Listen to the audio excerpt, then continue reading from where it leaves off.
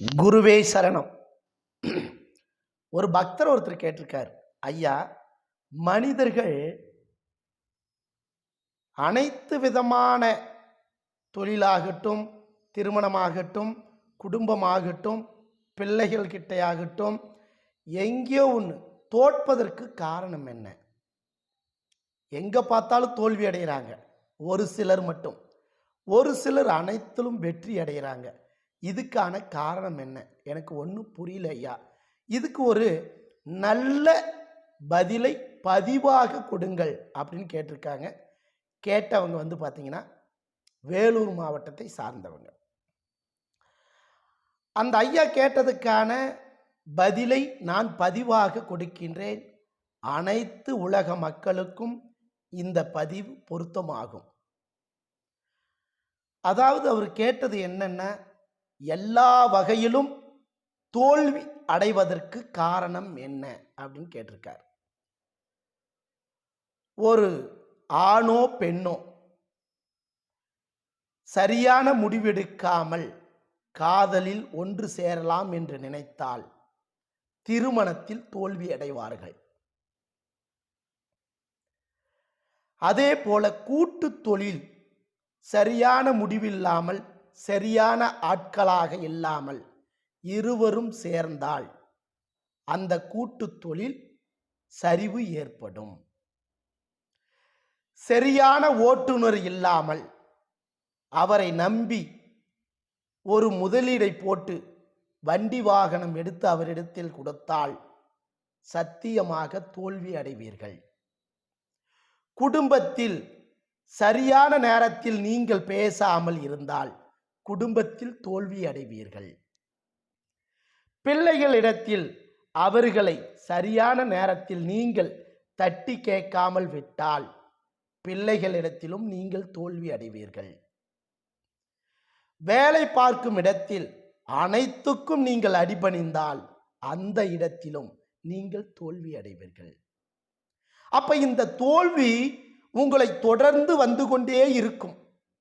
இந்த தோல்வி வராமல் தடுக்க என்ன செய்ய வேண்டும்? ஒரு மனிதனுக்கு ஜாதகம் சப்போர்ட் செய்யாது. ஒரு மனிதனுக்கு குலதெய்வம் சப்போர்ட் செய்யாது. சில மனிதர்களுக்கு முன்னோர்களும் சப்போர்ட் செய்ய மாட்டாங்க. அப்ப அவன் தனி மனிதனாக இருந்து என்ன செய்ய வேண்டும்? யாரை நம்புவது இந்த உலகத்தில்? இதுவே நிறைய பேருக்கு தெரியாது. யாரை பார்த்தாலும் நம்பிடுவாங்க. கடைசியில் அவங்களால இவங்க தோல்வி அடைவாங்க. ஏதோ குருவி சேர்த்துற மாதிரி, குருவி கூட்டுக்கு பில்லு சேர்த்தும் இல்லையா, அந்த மாதிரி ஏதாவது கொஞ்சம் பணத்தை சேர்த்துவாங்க. ஒருத்தர் அப்படியே பவ்யமாக அவங்க கிட்ட பேசி பழகும்போது நம்பிக்கை என்ற காரணமாக அந்த பணத்தை சிறிதளவும் தயக்கமில்லாமல் கொடுத்துருவாங்க. கடைசியில் அந்த பணம் இவங்களுக்கு தேவைப்படும். கேட்கும்போது, ஏப்பா சும்மா சத்தம் போடாத, கொஞ்சம் இருப்பா பார்க்கலான்னு சொல்லிடுவாங்க. அப்பேற்பட்ட உலகத்தில் தோல்விக்கு என்ன காரணம் அப்படின்னு கேட்டார் பத்தியா? அதான் கேள்வி.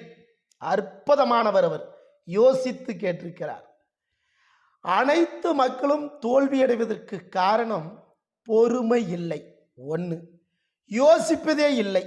2, 3, நம்பிக்கை. யாரிடத்தில் யார் வைப்பது என்று தெரியாமல் வைப்பதின் காரணம்.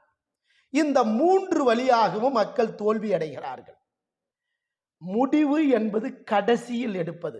எதுவாண்டாலும் சரி, நான் உலக மக்களுக்கு ஒன்று ஆணித்தனமாக கூறுகிறேன், முடிவை கடைசியில் எடுங்கள். முன்னதாகவே எப்படி முடிவு எடுக்க முடியும்? யோசிங்கள். நீங்க யாரு கூடயாவது கலந்து பேசி யோசித்து முடிவெடுங்கள். இல்லைன்னா தனியா உக்காருங்க. அப்படி உக்காந்து கண்ணை மூடி, கடவுளே, நீ கடவுளை கும்பிடுறவனா, கடவுளையே கும்பிடாதவனா, தாய் தந்தைய அவங்க உயிரோடு இருந்தாலும் சரி, தாய் தந்தையே, முன்னோர்களே, அப்படி கண்ணை மூடி சாஞ்சி அப்படி பொறுமையா, நான் இந்த பெண்ணை திருமணம் செய்யலாமா, அல்லது நான் இந்த ஆணை திருமணம் செய்யலாமா, நான் இன்னார் கூட தொழில் செய்யலாமா, நான் இந்த உத்தியோகத்தை பண்ணலாமா, இந்த தொழில் ஒன்று புதிதாக தொடங்கலாமா அப்படி என்ற எண்ணத்தை கண்ணை மூடி யோசிக்கும்போது வண்டி வாகனம் வாங்கலாமா இப்படி யோசிக்கும்போது செய் என்ற வார்த்தை உனக்குள் உணர்த்தும். அதுதான் சித்தம். அதுதான் சித்தம். அந்த சித்தம் இருப்பவனுக்கு அனைத்திலும் வெற்றி கிடைக்கும். அப்ப நீ என்ன பண்ணும்? யோசி, பலமுறை யோசி, யோசித்து பிறகு முடிவெடு. நிறைய பேர் முடிவு எடுத்துட்டு யோசிக்கிறான். அது முட்டாள்தனம். அப்படி செய்யக்கூடாது. சரியா?